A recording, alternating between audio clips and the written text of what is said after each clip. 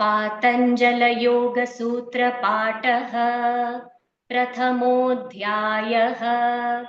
समाधिपादः। अथ योगानुशासनम् योगश्चित्तवृत्तिनिरोधः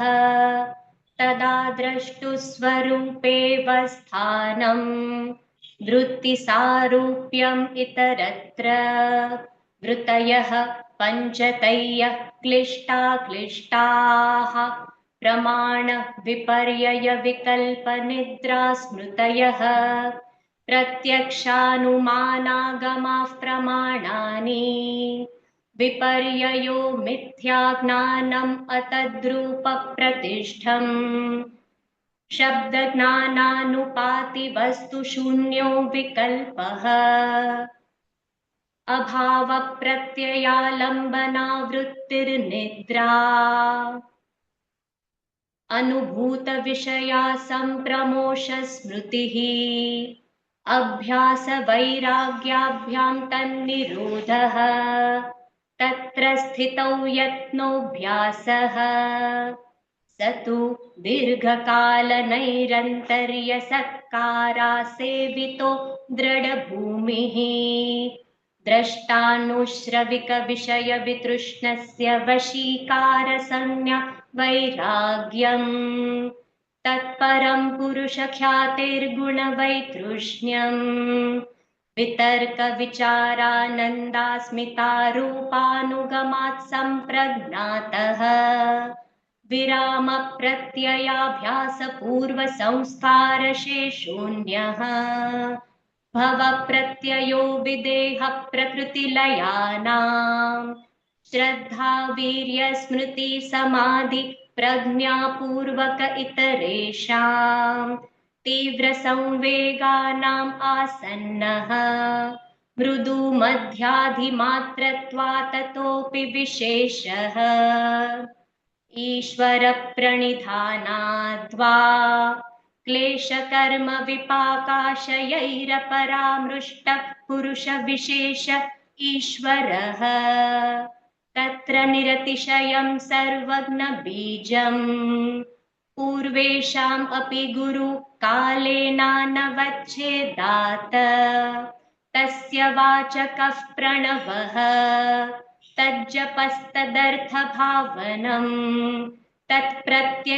ततः प्रत्यच्चेतनाधिगमोऽप्यन्तराय भावश्च व्याधिस्त्यां संशयप्रमादालस्या विरतिभ्रान्तिदर्शनालब्धभूमिकत्वान्वस्थितत्वानि चित्तविक्षेपास्ते नवान्तरायाः दुःखदौरमनस्याङ्गमेजयत्वश्वासप्रश्वास विक्षेपः सह भुवः तत्प्रतिषेधार्थम् एकतत्त्वाभ्यासः मैत्री करुणामुदितोपेक्षाणां सुखदुःखपुण्यापुण्यविषयाणां भावनातश्चित्तप्रसादनम् प्रच्छर्दनविधारणाभ्यां वा प्राणस्य विषयवती वा प्रवृत्तिरुत्पन्ना मनसः स्थिति निबन्धिनी विशोका वा ज्योतिष्मती वीतरागविषयं वा चित्तम् स्वप्ननिद्राज्ञानालम्बनं वा यथा भीमतध्यानाद्वा परमाणु परममहत्त्वान्तोऽस्य वशीकारः क्षीणवृत्तेरभिजातस्यैव मणिर्ग्रहितृग्रहणग्राह्येषु तत्स्थतदञ्जनता समापत्तिः तत्र शब्दार्थज्ञानविकल्पैः संकीर्णा सवितर्का समापत्तिः स्मृतिपरिशुद्धौ स्वरूपशून्ये वार्थमात्रनिर्भासा निर्वितर्का एतयैव सविचारा निर्विचारा च सूक्ष्मविषया व्याख्याता सूक्ष्मविषयत्वं चालिङ्गपर्यवसानम् ता एव सबीजः समाधिः निर्विचार वैशारथेऽध्यात्मप्रसादः ऋतंभरा तत्र प्रज्ञा श्रुतानुप्रज्ञा श्रुतानुमानप्रज्ञाभ्याम् अन्यविषया विशेषार्थत्वात्